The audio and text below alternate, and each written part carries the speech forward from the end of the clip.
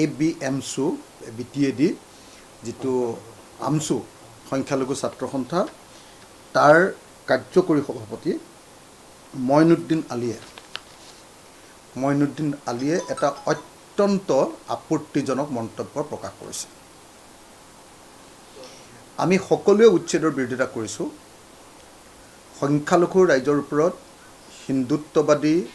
ফ্যাসিষ্ট BJP চৰকাৰখনে কৰা যি নিকৃষ্ট আক্ৰমণ এফালৰ পৰা ঘৰ ভাঙি দিয়াৰ যেটো কাৰবাৰ সেই কাৰবাৰটো আমি সকলোৱে বিৰোধিতা কৰিছো অসমৰ সকলো গণতান্ত্ৰিক মানুহে ইয়াৰ বিৰোধিতা কৰিছে কিন্তু সেইটোৰ সুযোগ লৈ ABMSUৰ কেন্দ্ৰীয় কাৰ্যকৰী সভাপতি মইনুদ্দিন আলীয়ে অসমৰ সংখ্যালঘু মুছলমান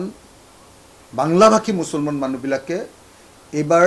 লোকপিয়লৰ সময়ত অসমীয়া ভাষা নহয় বাংলা ভাষাহে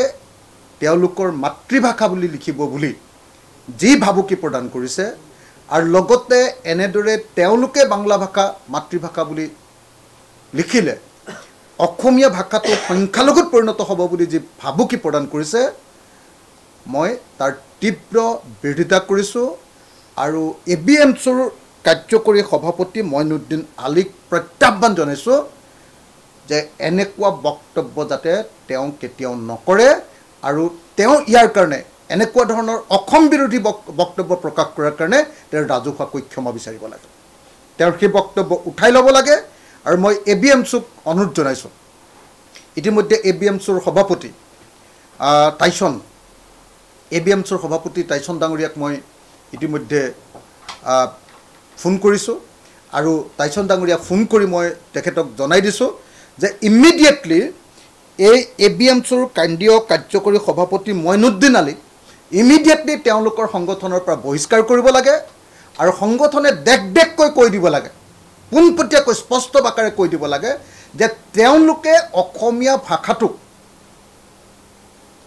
এবাৰ লোকপিয়লত অসমীয়া ভাষাটো ল'ব নে বাংলা ভাষা ল'ব এটো ABMSUৰ অফিচিয়েল ষ্টেটমেন্ট নে এটো অকল কেন্দ্ৰীয় কাৰ্যকৰী সভাপতি মইনুদ্দিন আলীৰ বক্তব্য